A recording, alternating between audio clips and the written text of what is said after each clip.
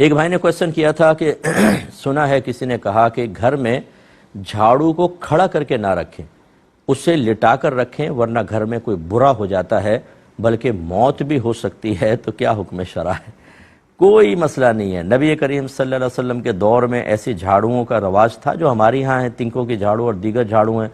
اور کیا نبی کریم نے ایسا کوئی فرمان ارشاد فرمایا؟ تو یہ ہماری خود ساختہ باتیں ہوتی ہیں۔ میں بار بار یہ باتیں آپ کو عرض کرتا ہوں اور توجہ دلاتا ہوں کہ نہ ہم اللہ سے ڈریں، نہ رسول کی بیان کردہ وعیدوں سے ڈریں، نہ جہنم کا خوف، نہ عذاب قبر کا خوف، نہ میدان محشر کی ذلت کا خوف، نہ بری موت کا خوف۔ اس میں تو ہم قہقہے لگا رہے ہوتے ہیں، نمازیں قضا کر رہے ہیں، فرض علوم نہیں سیکھ رہے، حرام کما رہے ہیں،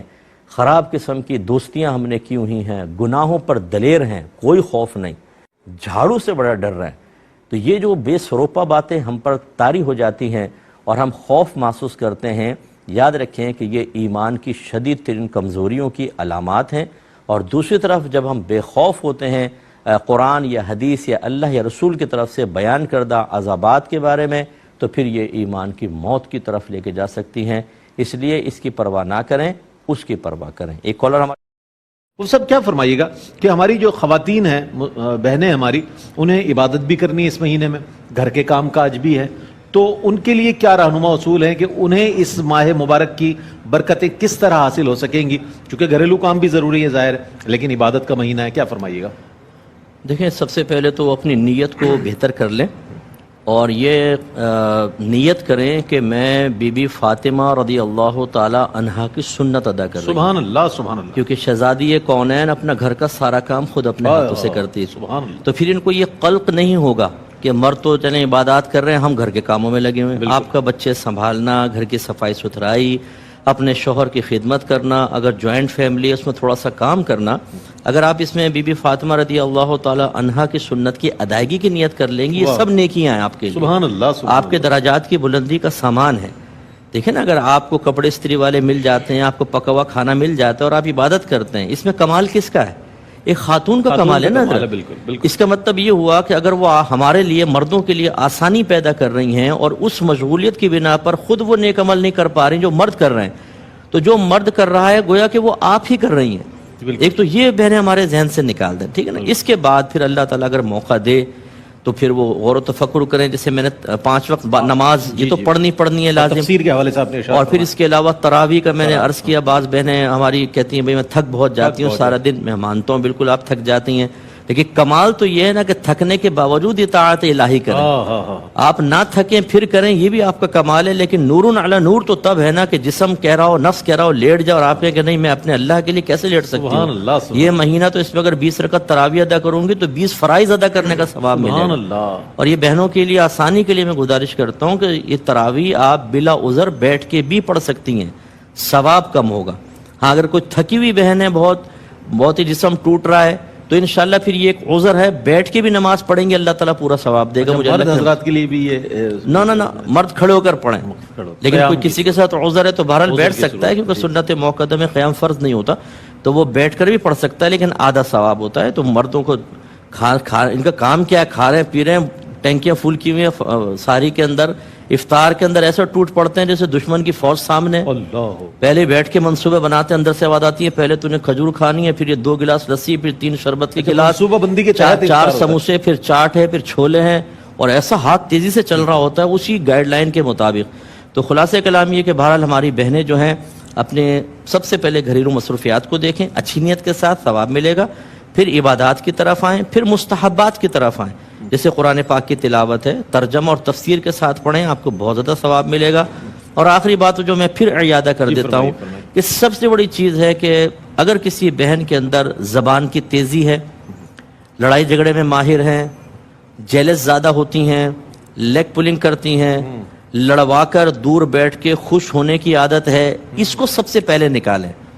میرے آقا صلی اللہ علیہ وسلم سے عرض کیا گیا کہ خاتون ہیں، دن میں روزے رکھتی ہے، رات کو اٹھ کے نمازیں پڑھتی ہے، عبادت بہت ہے، اور وہ پنیر کے ٹکڑے صدقہ کرتی ہے، لیکن اپنی زبان سے لوگوں کو تکلیف پہنچاتی ہے۔ نبی کریم صلی اللہ علیہ وسلم نے فرمایا کہ وہ جہنم میں ہے۔ تو ہماری بعض بہنیں محلے میں نیازیں تقسیم کر رہی ہیں، افطار تقسیم کر رہی ہیں، غریبوں کو کپڑے بھی دے رہی ہیں، لیکن ماسی کی جو مصیبت آتی ہے نا ان کے ہاتھوں میں، اللہ اکبر، وہ ایسا جیسے تو بس جلاد کے ہاتھ میں مجرم آ گیا، یا جیسے وہ پولیس کے ہاتھ میں کوئی مجرم آ جائے نا، اس کو اگلوانا ہو تو پھر وہ ڈرائنگ روم میں لے جاتے ہیں، تو ایسے ہی وہ بیچاری ماسیوں کی مصیبت. تو یہ جو تکلیف پہنچا رہی ہیں آپ، یا بدتمیزیاں کر رہی ہیں، شوہر کے ساتھ بدتمیزیاں، شوہر بیچارہ پناہ مانگ رہا ہے، شیطان بند ہے، اور یہاں خواتین میں معاذ اللہ ان کو شیطان نہیں کرو کبھی آپ یہ ایڈ کر دو،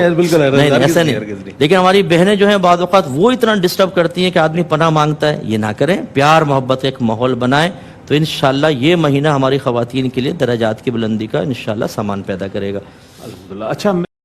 یہ کہتی ہیں کہ ہمارے سسر کا کارخانہ تھا، ان کا انتقال ہوا، دیور نے وہ چلا ہی رہا تھا، تو دیور نے کہا کہ میں چلاؤں گا اور میں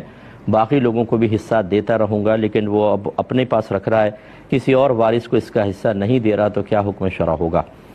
دیکھیں، ہونا یہی چاہیے کہ یا تو اس کارخانے کو تقسیم کر دیا جاتا، بیچتے اور سب ورثاء کو حصہ دے دیتے، اور اگر چلانا ہی مقصود تھا تو پھر یاد رکھیں اسے جتنا بھی آمدنی ہوگی اسے وارثوں کے حصے کے مطابق تقسیم کرنا چاہیے،